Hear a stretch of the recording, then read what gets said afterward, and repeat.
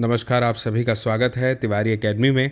आज हम बात करने वाले हैं कक्षा 7 के लिए गणित की पाठ्यपुस्तक के अंतर्गत जो अध्याय 1 है पूर्णांक, उसकी प्रश्नावली 1.3 के विषय में।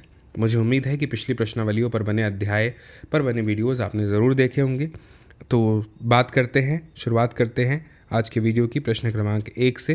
प्रश्न क्रमांक 1 है, निम्नलिखित में से प्रत्येक का मान ज्ञात कीजिए। ठीक है, अभी कर लेते हैं। सबसे पहले पहला प्रश्न क्या दिया हुआ है? ए नंबर पर कोष्टक में दिया है ऋण 30, जिसको भाग दिया गया है 10 के साथ। ठीक है, अब देखिए इसको हल कैसे करना है आपको। मैं डायरेक्ट हल ही करके बता रहा हूँ आपको। सबसे पहले तो ऋण 30 जो लिखा है उसको ऐसा का ऐसा लिख लेंगे आप। ठीक, अब ये जो भाग का चिन्ह लगा है ना, इसको गुणे में बदल दीजिए और जो दिया है 10 उसका व्युत्क्रम कर दीजिए 1/10, क्योंकि 10 से भाग देने का मतलब यही है। देखिए अभी भी मैंने 10 से भाग ही दिया है ना, 10 हर में लिख दिया मैंने। इसका मतलब तो क्या होता है कि भाग देना है अंश में 30 है, 30 एकम 30, इस तरह से। ठीक, अब इसको आप किस तरह से लिख सकते हैं? ऋण 30 गुणा 1/10। सही कहा मैंने? ठीक है, अब बताइए ये 30 में ये 10 से भाग अगर देना है तो कितनी बार में चला जाएगा? 3 बार में। तो उत्तर क्या आ जाएगा? ऋण 3। ये 10 दिया 30। ठीक है, काट देंगे इसको, 10 एकम 10, 10 दिया 30 कर देंगे तो ये आ जाएगा ऋण 3। ठीक है, ये पहला हो गया। अब दूसरा करते हैं, बी वाला। क्या है? 50 में भाग दिया है ऋण 5 से। ठीक है, बहुत आसान है।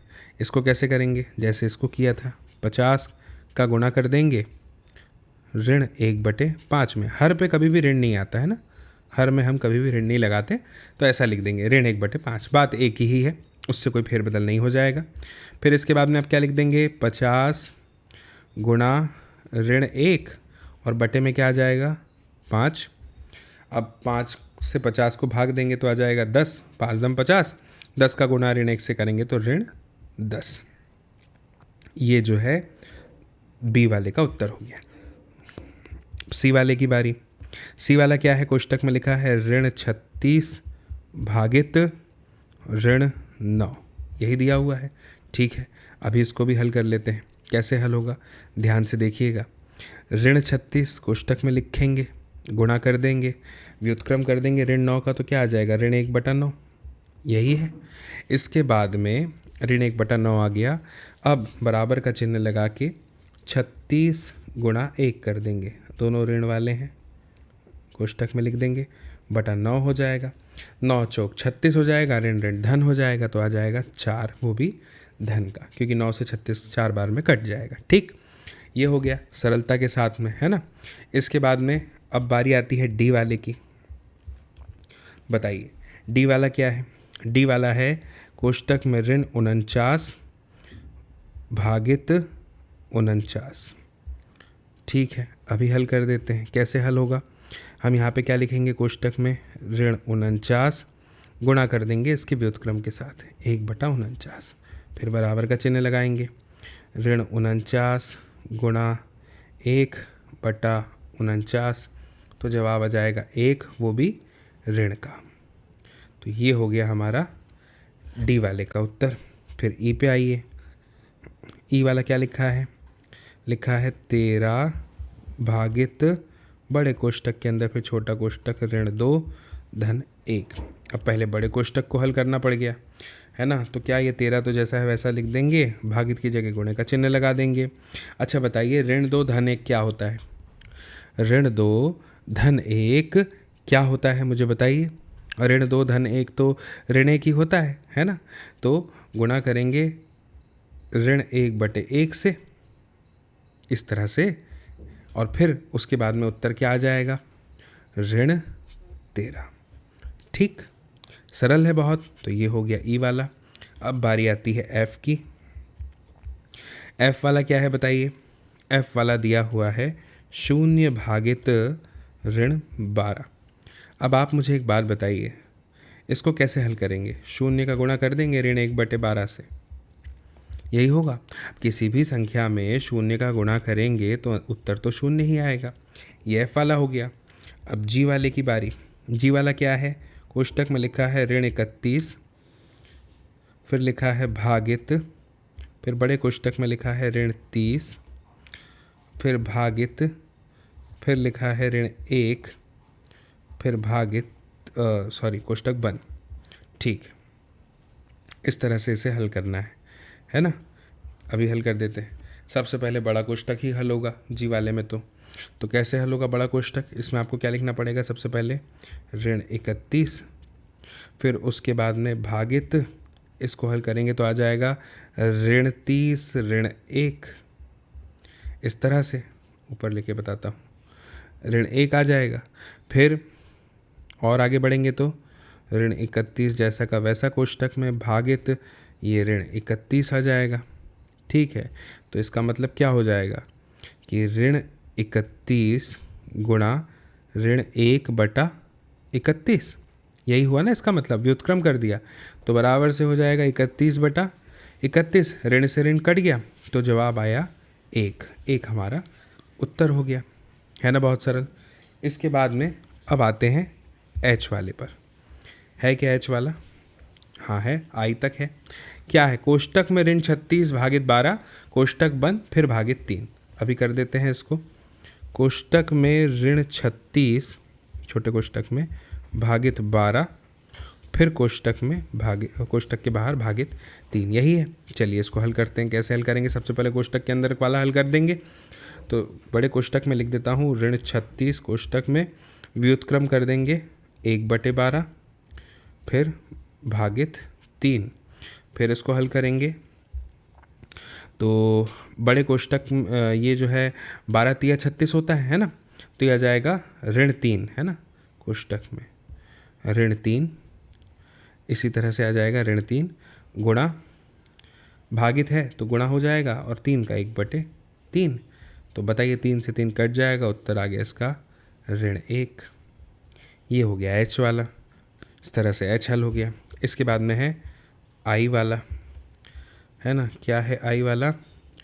कोष्टक में लिखा है ऋण 6 धन 5, फिर भागित करना है ऋण 2 धन 1 को।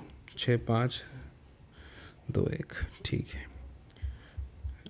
ऋण 6 धन 5, फिर भागित बड़ा कोष्टक ऋण 2 धन 1, यही है ना? हाँ यही है, ठीक।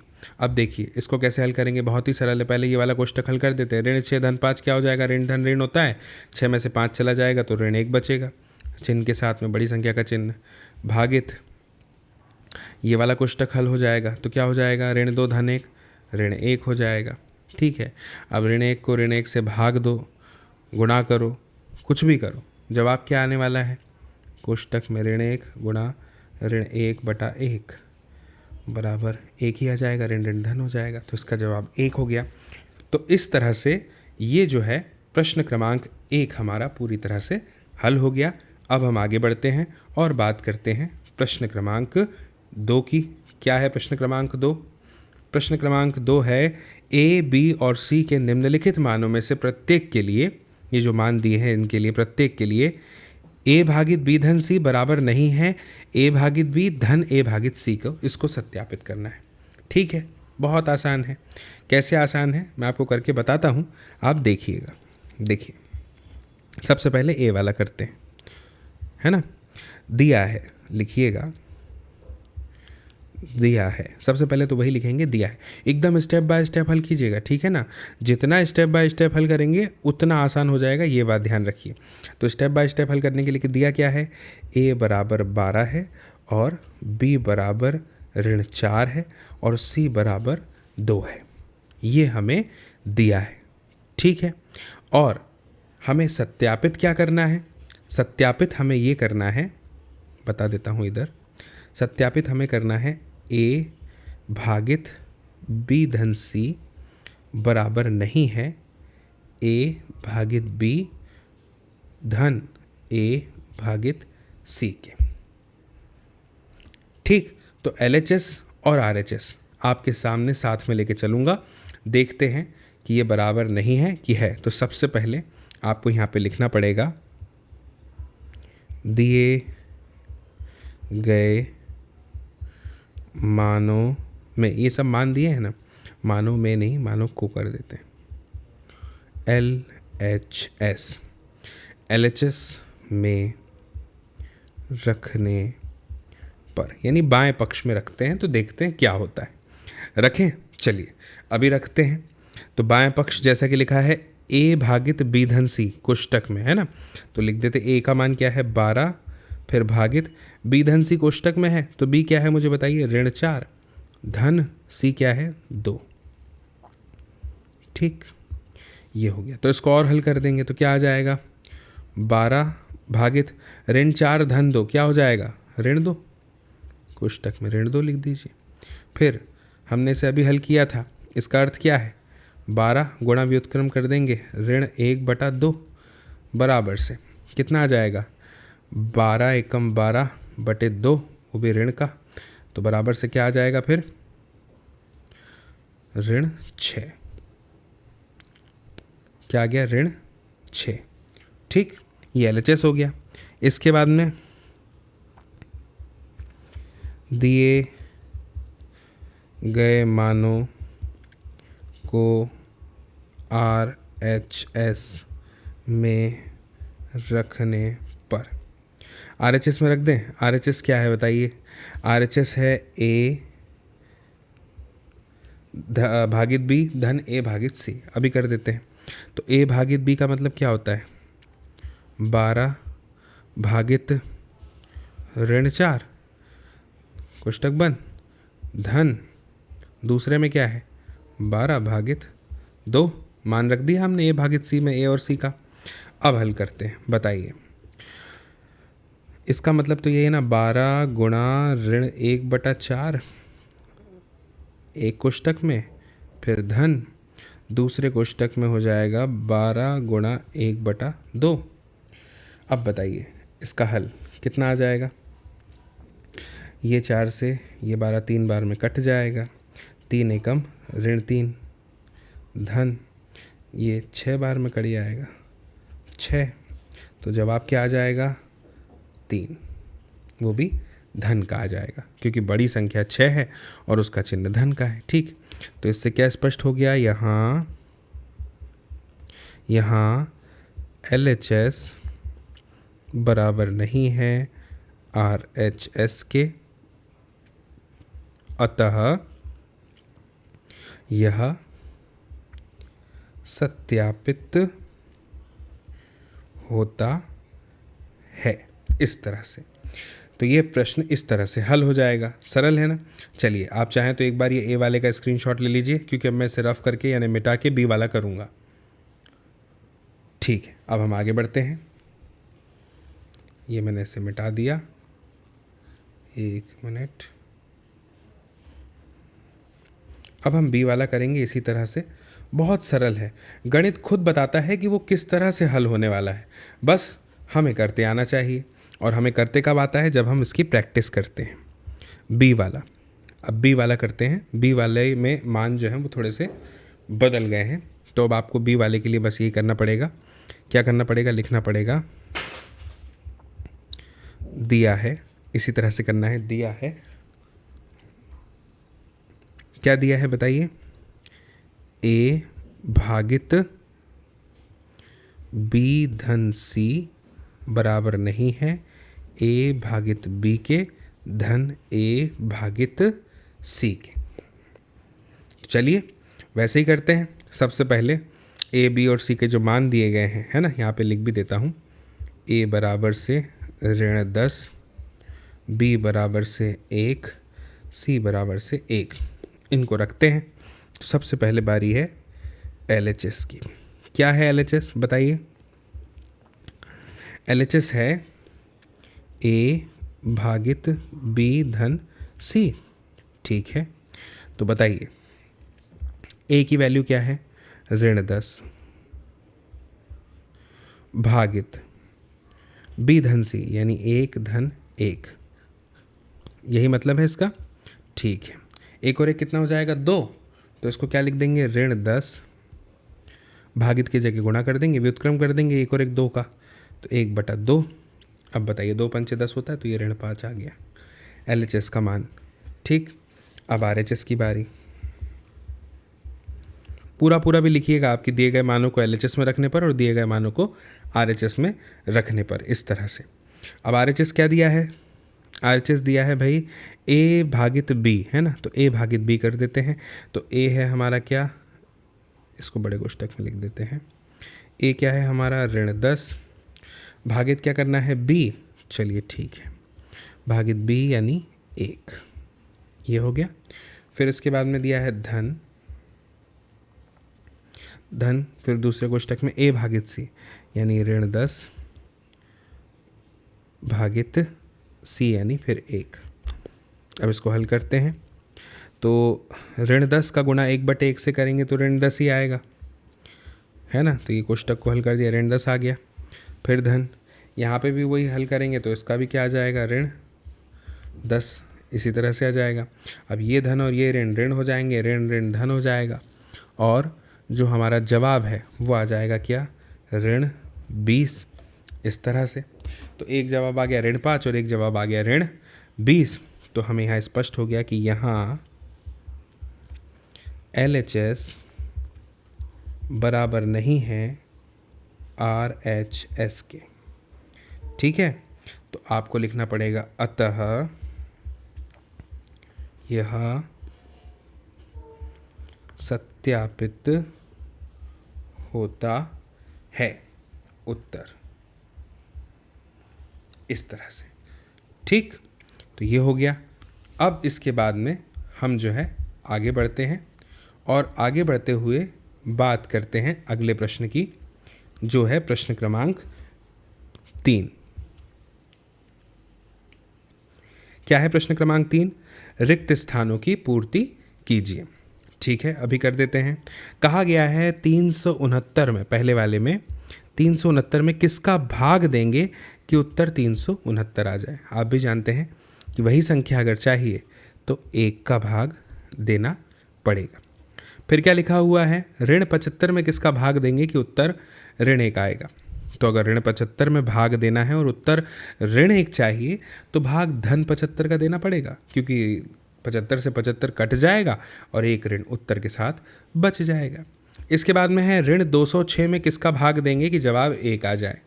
तो बहुत सरल बात है कि -206 में भाग अगर हम उसी संख्या का उसी चिन्ह के साथ यानी -206 से दे दें तो ऋण से ऋण कट जाएगा, 206 से 206 और जवाब में 1 आ जाएगा, ठीक है। इसके बाद में क्या लिखा हुआ है, डी वाला, कि -87 को किससे भाग दें कि जवाब में 87 आए। तो -87 को 1 से भाग देना पड़ेगा, वो भी -1 से। तब क्या होगा, -1 से भाग देने पर जवाब 87 आ जाएगा, क्योंकि ऋण से ऋण कट जाएगा और 1 से भाग देने पर तो वही संख्या प्राप्त होती है। इसके बाद में पूछा गया है कि कौन सी संख्या में 1 से भाग देंगे तो जवाब -87 आएगा। तो भाई वो तो वही संख्या होगी ना, जब 1 से भाग दे रहे हैं तो -87 ही है, जिसको 1 से भाग देंगे तो 87 आएगा, वो भी ऋण का। इसके बाद में कौन सी संख्या को 48 से भाग देने पर ऋण 1 आता है, तो वो ऋण 48 होगा, जिसको 48 से भाग दे देंगे तो ऋण 1 आ जाएगा, सरल है। फिर जी वाला पूछा है 20 को कौन सी संख्या से भाग देंगे तो ऋण 2 आएगा। अच्छा बताइए 20 को कितने से भाग देंगे तो 2 आएगा, 10 से, लेकिन ऋण लाना है और 20 में नहीं है तो 10 में लगा दो, ऋण 10, 10 दूनी 20, और वो भी काय का, ऋण का, क्योंकि 10 में ऋण लगा हुआ है इसलिए। कौन सी संख्या को 4 से भाग देंगे तो ऋण 3 आएगा। 4 3 कितना होता है, 12 लिख दीजिए यहाँ पे, वो भी ऋण का, क्योंकि 4 में तो ऋण लगा नहीं है लेकिन जवाब में तो लगा है, इस तरह से। तो ये हो गया प्रश्न क्रमांक 3 यहाँ पे आपका हल। इसके बाद में अब आगे बढ़ते हैं और आगे बढ़ते हुए बात करते हैं प्रश्न क्रमांक 4 की। क्या है प्रश्न क्रमांक 4? 5 ऐसे पूर्णांक युग्म a और b लिखिए ताकि a भागित b बराबर ऋण 3 हो। ऐसा एक युग्म 6 ऋण 2 है, क्योंकि 6 भाग देंगे ऋण 2 से तो ऋण 3 आता है। अब हमें ऐसी संख्याएं लिखनी है, तो ठीक है, बहुत सरलता से लिख देता हूं अभी आपके सामने। सबसे पहले तो पहली वाली जो प्रश्न में ही दी है, ऋण 6 जो है, इसको अगर आप भाग देंगे 2 से तो कितना आ जाएगा, ऋण 3 आ जाएगा। प्रश्न में अलग दिया था, प्रश्न में ऋण 2 के साथ लगा था, हमने 6 के साथ लगा दिया, ठीक। इसके बाद में दूसरी ऐसी संख्या तो 9 को भी भाग दिया जा सकता है, ऋण 3 से भाग दे दीजिए आप तो कितना आ जाएगा, ऋण 3 आ जाएगा। इसके बाद में 12 को भाग दे दीजिए 4 से, -4 से दे दीजिए तो भी -3 आ जाएगा। फिर इसके बाद में -9 को भाग दे दीजिए अब 3 से, कितना आ जाएगा? -3 आ जाएगा। इसके बाद में -15 को भाग दे दीजिए आप किससे? 5 से, तो कितना आ जाएगा? -3 आ जाएगा। ये हो गया। तो मुझे उम्मीद है आपको प्रश्न क्रमांक 4 भी समझ में आ गया होगा। अब बोल रहा है प्रश्न क्रमांक 5। क्या है प्रश्न क्रमांक 5? दोपहर 12 बजे तापमान 0 से 10 डिग्री सेल्सियस ऊपर था। ठीक है, दोपहर के 12 बजे थे और जो तापमान था वो 0 से कितना ऊपर था? 10 डिग्री सेल्सियस ऊपर था। यदि वह आधी रात तक 2 डिग्री सेल्सियस प्रति घंटे की दर से कम होता है। आधी रात तक, कौन सी रात तक? आधी रात तक। कितने डिग्री सेल्सियस प्रति घंटे की दर से कम होता है? 2 डिग्री सेल्सियस। ठीक है, तो किस समय तापमान 0 से 8 डिग्री सेल्सियस नीचे होगा ये बताना है। तो किस समय तापमान 0 से 8 डिग्री सेल्सियस नीचे होगा ये बताना है। और दूसरा हिस्सा है आधी रात को तापमान क्या होगा ये बताना है। बहुत सरल, बहुत ही सरल प्रश्न है। देखिए कैसे। सबसे पहले हम एक काम करते हैं कि एक संख्या रेखा पर जो है तापमान को निरूपित कर देते हैं, यानी तापमान बताते हैं। कैसे? देखिए मैं आपको बताता हूँ। एक संख्या रेखा सबसे पहले मैं खींचता हूँ यहाँ पे आपके सामने। ये मैंने खींच दी एक सीधी संख्या रेखा, और इस संख्या रेखा में मैं आपको बता देता हूँ, यहाँ कहीं पे हमने ले लिया 0। ठीक, डिग्री सेल्सियस में ये 1, ये 2, ये 3, ये 4, ठीक है, ये 5, 6, 7, 8, 9, ये 10। ठीक, इसके बाद में ऐसे ही इधर अगर आए तो -1, -2, -3, -4, -5, -6, -7, -8, -9, -10। ठीक, ये संख्या रेखा बता रही है तापमान, वो भी कैसे? डिग्री सेल्सियस में। ठीक, ऊपर हम लिख भी देते हैं कि 1 मिनट, निम्न संख्या रेखा पर तापमान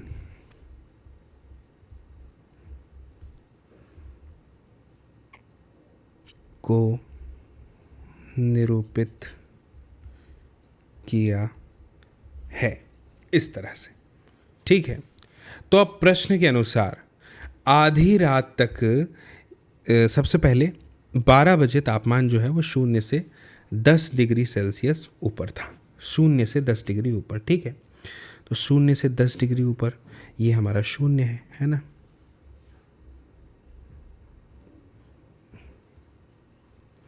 फिर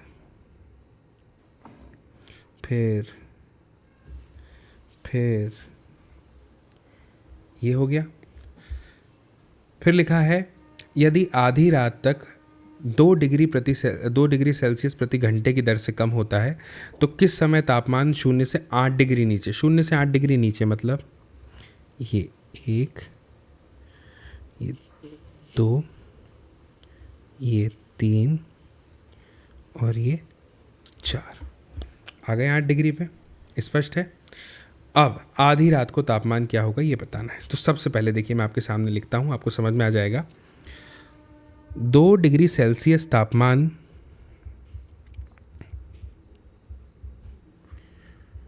कम होने में लिया गया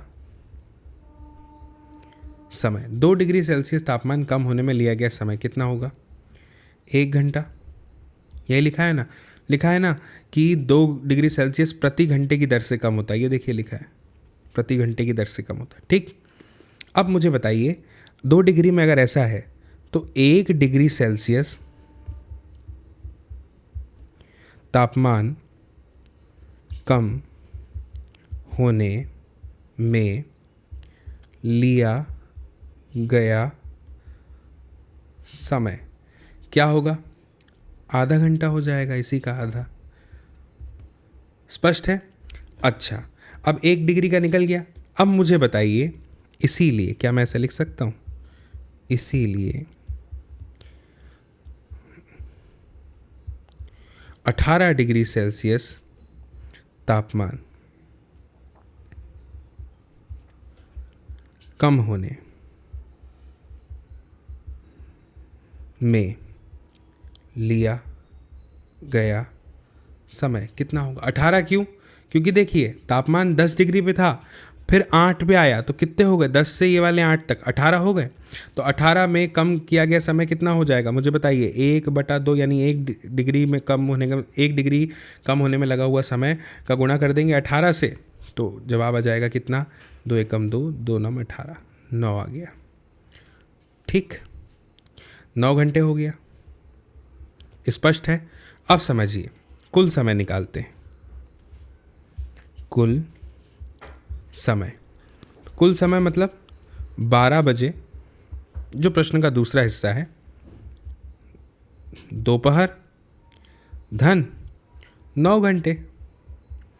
यही ना भाई, 12 तो दोपहर के बज गए, फिर 9 घंटे और अभी हमने निकाला ना, 9 घंटे लगेंगे। तो टोटल कितने हो गए? 12 और 9 21 घंटे। तो अब बताइए, 21 घंटे अगर हो जाते हैं तो कितना बचेगा? 9 PM, यानी रात का 9 बजेगा ना। 21 बजा मतलब 9 बज गया, है ना। 24 घंटे की घड़ी में हम समय देखते हैं तो 21 बजता है भाई। 20 बज गया मतलब 8 बज गया, है ना। तो अब क्या लिखेंगे आप उत्तर में कि अतः 9 बजे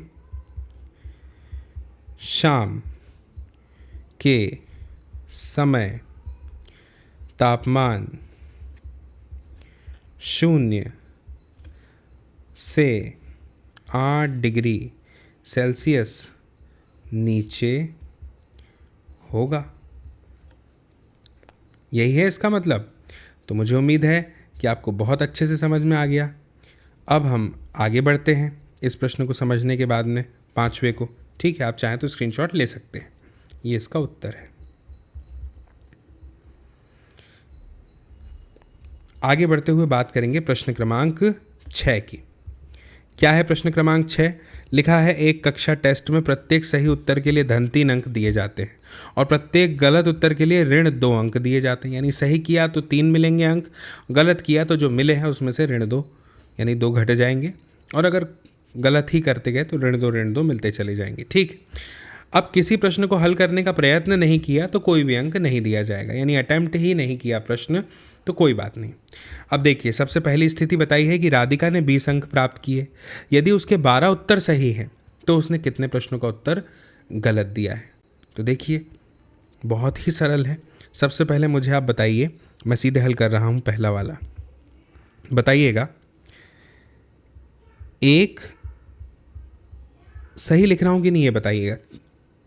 एक सही उत्तर के लिए दिए गए अंक कितने हैं बताइए? 3 है ना? सही कहा मैंने? अच्छे से लिख देता हूँ, 3। ठीक, अब इसीलिए 12 सही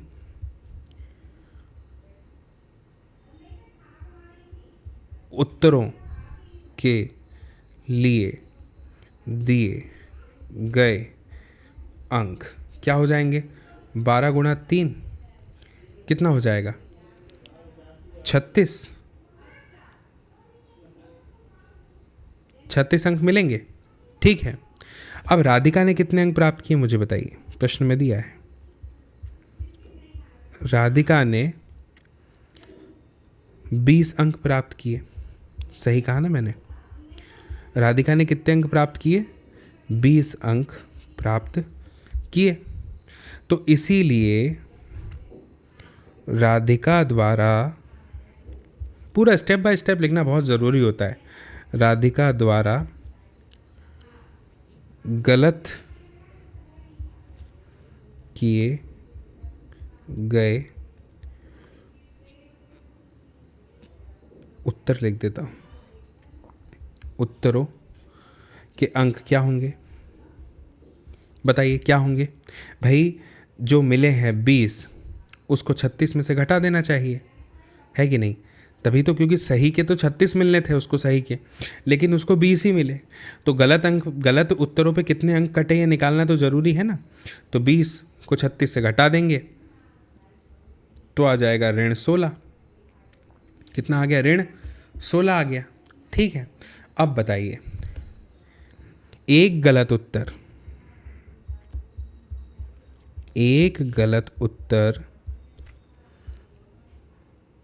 के लिए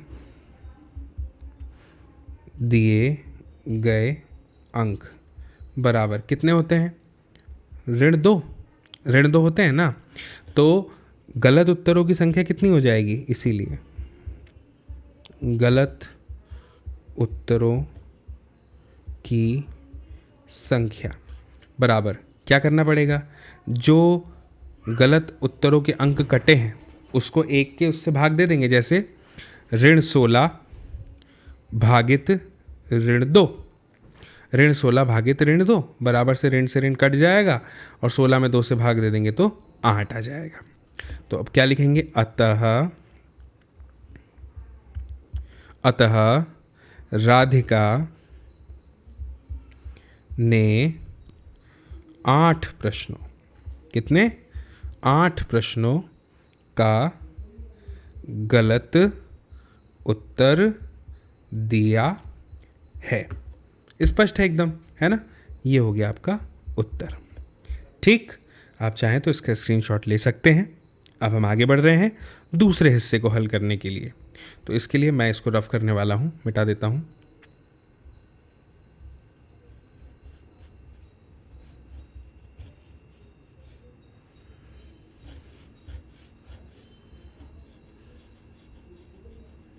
ये मैंने इसे मिटा दिया। अब दूसरा वाला क्या है? दूसरा हिस्सा, मोहिनी टेस्ट में -5 अंक प्राप्त करती है जबकि उसके 7 उत्तर सही पाए जाते हैं। उसने कितने प्रश्नों का उत्तर गलत दिया है? ठीक है, ये भी बहुत सरल है। देखिए मैं हल कर रहा हूँ आपके सामने। 7 सही उत्तरों के लिए दिए, 1 मिनट, गए अंक कितने हो जाएंगे? 3 × 7, क्योंकि 1 के लिए 3 मिलते हैं तो 7 के लिए कितने मिल जाएंगे? हो जाएंगे 3 × 7 यानी 21। ठीक है, अब बताइए, मोहिनी ने टेस्ट में -5 अंक प्राप्त किए। ठीक, तो इसीलिए मोहिनी के द्वारा किए गए गलत उत्तरों के अंक बराबर कितने हो जाएंगे? -5 -21, यही होंगे ना। तो बराबर से कितना आ जाएगा? -26। भाई -5 -21 क्यों किया, ये समझ में आया ना आपको? जो सही उत्तरों के लिए दिए गए अंक हैं जो मिले थे, यानी 21, जो उसने 7 सही किए थे उसको घटा देना पड़ेगा ना हमें, जो उसको अंक मिले हैं वर्तमान में उससे, तभी तो पता चलेगा कि गलत उत्तरों के अंक कितने हैं। गलत उत्तरों के अंक आके निकल के कितने? -26। तो अब हमें ये पता लगाना है कि उसने कितने गलत उत्तर किए। तो बताइए, एक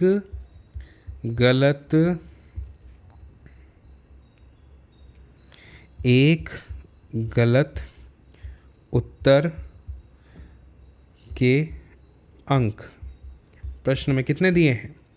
-2।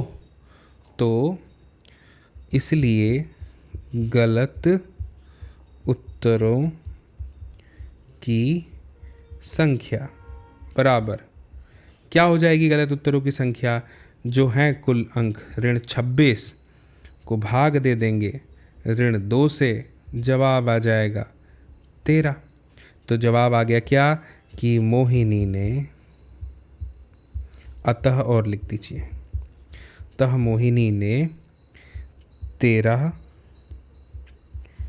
प्रश्नों का गलत उत्तर दिया है। इस तरह से ये हो गया का उत्तर। ठीक है, मुझे उम्मीद है आपको ये भी बहुत अच्छे समझ में आया होगा। अब इसके बाद में बात करते हैं प्रश्न क्रमांक 7 की। एक उत्थापक किसी खान कूपक में 6 मीटर प्रति मिनट की दर से नीचे जाता है। यदि नीचे जाना भूमितल से 10 मीटर ऊपर से शुरू होता है तो ऋण 350 मीटर पहुंचाने में कितना समय लगेगा।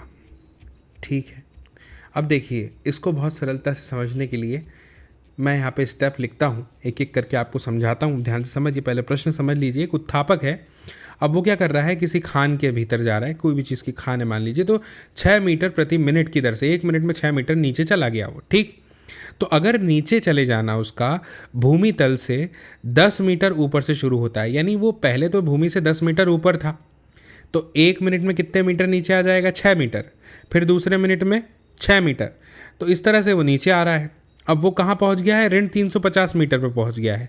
तो बताना है कितना समय लगा। तो बहुत ही सरल है, कैसे, देखिए, अगर जवाब ऋण 350 है ना, यानी प्रश्न में दिया है कि ऋण 350 मीटर नीचे गया है, तो ऋण लग गया मतलब कि ये विपरीत दिशा में चला गया, विपरीत दूरी तय की उसने। ठीक है, तो खान कूपक द्वारा तय की गई कुल दूरी कितनी हो जाएगी, कुल दूरी कितनी हो जाएगी, जो है ऊपर 10 मीटर, उसमें से हमें ये जो ऋण 350 दिया हुआ है, पहले इसको घटाने की ज़रूरत है, क्योंकि जब तक हम घटाएंगे नहीं हमें दूरी एग्जैक्ट पता चलेगी नहीं। तो आपको बस यही लिखना है यहाँ पे कि तय की गई कुल दूरी। 1 मिनट शुरू से लिखता हूँ आपको मैं, ताकि समझ में आ जाए। तो यहाँ पे सबसे पहले लिखेंगे कि नीचे जाना भूमि से 10 मीटर ऊपर से शुरू होता है। ठीक, 10 मीटर ऊपर से शुरू होता है। आगे लिखिए, और वह विपरीत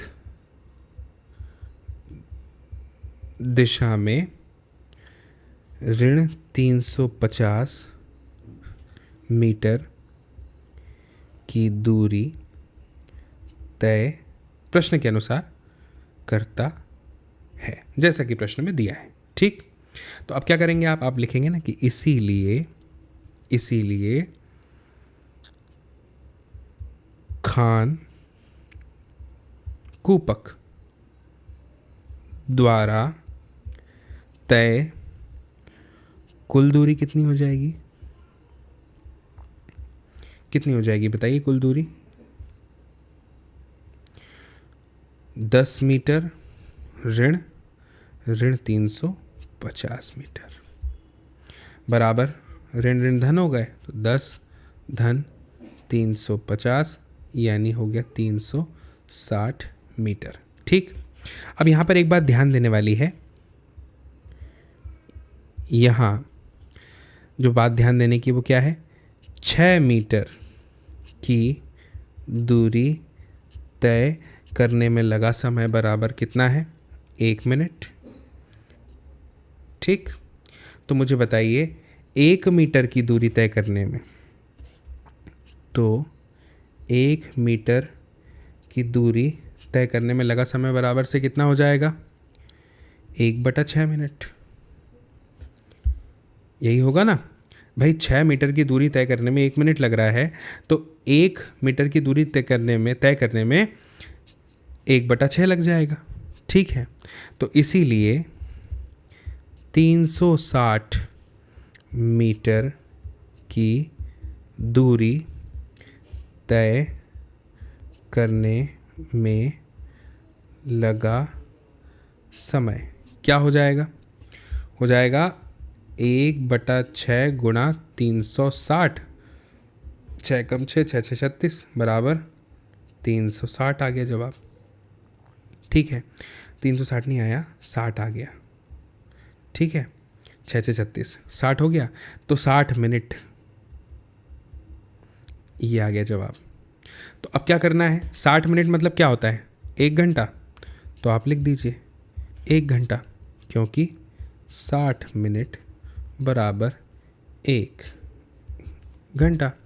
तो आपको लिखना पड़ेगा कि अतः खान कूपक को ऋण 350 मीटर नीचे पहुंचाने में 1 घंटे का समय लगेगा। ये आपका उत्तर हो गया। तो मुझे उम्मीद है कि आपको ये प्रश्नावली बहुत अच्छे से समझ में आई होगी। सारे प्रश्न आपने बहुत अच्छे से समझ लिए होंगे। आप ज़रूर इस वीडियो की लिंक को शेयर कीजिएगा, साझा कीजिएगा अपने दोस्तों, मित्रों, साथियों, सहपाठियों, परिजनों के साथ, ताकि वे लोग भी देख पाएँ इस वीडियो को और समझ पाएँ इस जानकारी को। बाकी मेरी फिर आपसे बहुत जल्द ही मुलाकात होगी अगली नई जानकारी के साथ, नए अध्याय के साथ, नए वीडियो में। और तब तक के लिए आप सभी को मेरा नमस्कार।